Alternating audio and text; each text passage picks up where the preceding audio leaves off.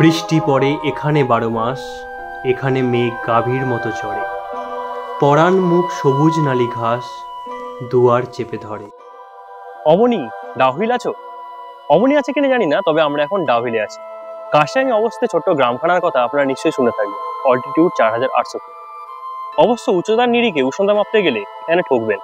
Pine বনের ঘন জঙ্গল দাঁড়িয়ে আছে পাড়ার দাদার বেশে, রোদ্দুর ঢুকলে যেন তারা ঠ্যাং খোঁড়া করে দেবে। আপনার হোম স্টেশন থেকে সুবিধামতো ট্রেনে চেপে চলে আসুন নিউ জলপাইগুড়ি বা শিলিগুড়ি। নিউ জলপাইগুড়ি নামলে স্টেশন চত্বরেই অটো পেয়ে যাবেন। মাথা পিছু 30 টাকার বিনিময়ে পৌঁছে দেবে শিলিগুড়ি বাসস্ট্যান্ড। শিলিগুড়ি নামলে অবশ্য অটোর দরকার নেই, বাসস্ট্যান্ড পায়ে হাঁটা দূরত্বে। সরকারি বাস পেলে ভালো, না পেলেও ঘাবড়াবেন না। প্রাইভেট বাস কার্শিয়াং পৌঁছে দেবে মাত্র 80 টাকায়। সেখান থেকে শেয়ার গাড়ি পেয়ে যাবেন ডাউহিলের হোমস্টে অবধি। খুব বেশি হলে 120 টাকায় পৌঁছে যাবেন স্টেশন থেকে ডাউহিল।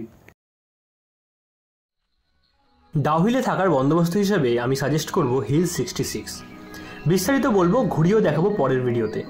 এখন শুধু কয়েকটা ইনফরমেশান দিয়ে রাখি। এখান থেকে ঘোরার সমস্ত জায়গাগুলো বেশ কাছে পিঠে। হোমস্টে যথেষ্ট পরিষ্কার পরিচ্ছন্ন আর মালিকের ব্যবহারও বেশ ভালো।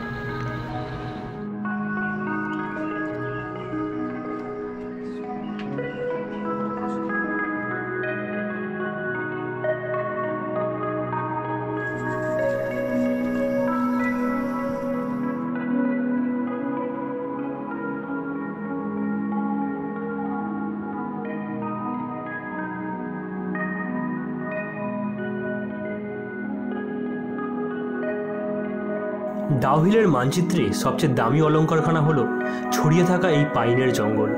তা যেমন আবহাওয়ার তারতম্য ঘটায় নিমেষে, তেমনি আকাশ থেকে মেঘ টেনে এনে সৃষ্টি করে অদ্ভুত মায়া। লম্বাটে গাছগুলো যেন ঈশ্বরের প্রিয়তম জাদুদণ্ড। এই চারিদিকের ওয়েদারটা দেখে অনেকে বলবে ভুতুরে, কিন্তু আমার মনে হয় ম্যাজিক্যাল। আর প্রকৃতির থেকে বড় ম্যাজিশিয়ান কিন্তু কেউ নেই।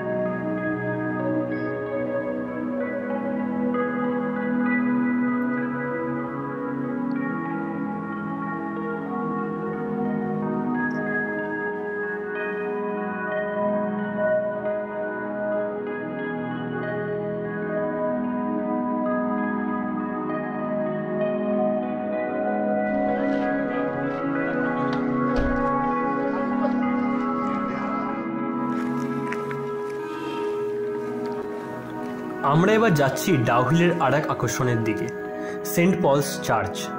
ব্রিটিশ সরকারের বদান্যতায় 1886 সালে এই চার্চ তৈরি হয়েছিল স্থানীয় খ্রিস্টানদের ধর্ম পালনের সুবিধার্থে। পরে অনেকবারই এই চার্চ নিয়ে বিক্ষিপ্ত আতঙ্কের গুজব উঠেছে, তবে তা একেবারেই ভ্রান্ত। এখনও এখানে প্রতিদিন স্থানীয় লোকজন আসেন, প্রার্থনা করেন, ঘুরে বেড়ান।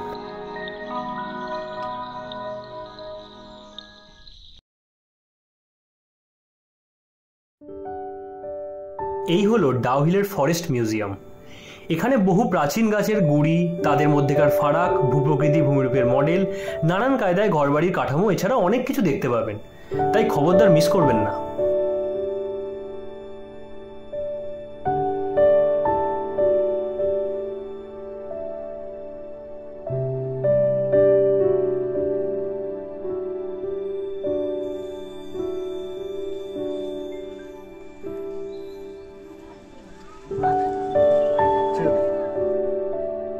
কোনো এক সময় ঘুরতে ঘুরতে আপনি ডাউহিল পার্কেও ঢুঁ মেরে নিতে পারেন।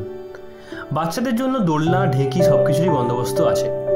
বড়রাও একদিনের জন্য বাচ্চা সাজলে বারণ করার কেউ নেই। তাছাড়া কিছু পাখি, খরগোশেরও দেখা মিলবে সেখানে।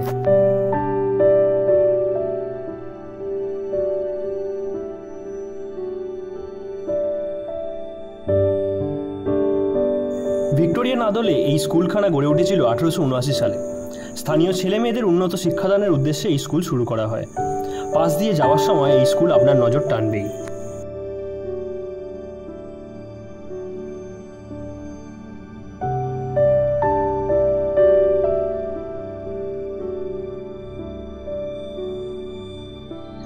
যেখানেই দেখবেন সন্ধে নামতে শুরু করেছে, দাঁড়িয়ে যাবেন। খানিকক্ষণের জন্য তাকিয়ে থাকবেন ওপারের শৈল শহরের দিকে। জোনাকির মতো এক এক করে জ্বলে উঠবে আলো। আস্তে আস্তে দূরের শহরটাকেই মহাকাশ মনে হবে।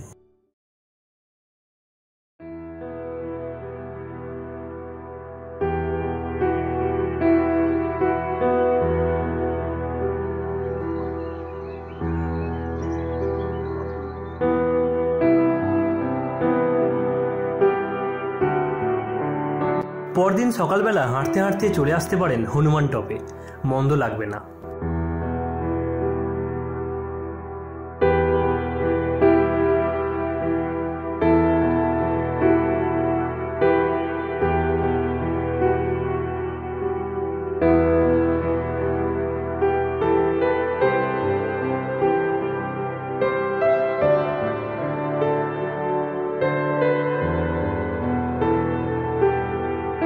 ডাউহিল আসলে মেঘের নিজস্ব সাম্রাজ্য। আপনাকে পথ জানতে হবে না, এমনি এদিক ওদিক হাঁটতে থাকুন, আচমকাই পৌঁছে যাবেন এই তল্লাটের সীমান্তে। আপনাকে কিছুক্ষণের জন্য হলে থমকাতে হবে, এগোবার পথ নেই। ঘাবড়াবেন না, পুরোদস্তুর এই সৌন্দর্য দেখে নিন দু চোখ দিয়ে, মেখে নিন গা হাত পায়, তারপর ফের হাঁটতে শুরু করুন। এবার হয়তো দৃশ্যপটে ভেসে উঠবে আপনার শৈশব। আন্তাবড়ি ধেয়ে আসা বল পাঠাচ্ছে বাউন্ডারির বাইরে, কিংবা দেখতে পাবেন কোনো এক সাংসারিক মধ্যবয়স্ক হয়তো বিস্কুট ভাগাভাগি করে দিচ্ছে তার বিশ্বস্ত বন্ধুদের মধ্যে। ডাউহিল যেমন শান্ত তেমনই শান্তির। দূর থেকে দেখলে মনে হবে নিরুপদ্রব মানুষগুলো যেন একের পর এক ঘর বুনছে প্রকৃতির কোল ঘেঁষে। তবে এইসব কতক্ষণই আর দেখার ফুরসত পাবেন। একসময় ক্যালেন্ডার আর ঘড়ি আপনার কলার চেপে ধরবে, আর আপনি বাধ্য হয়ে ধরবেন বাড়ির পথ। এই মেঘের স্মৃতিরা মেঘের মতোই আবজা হয়ে থেকে যাবে আপনার মনে চিরদিনের জন্য।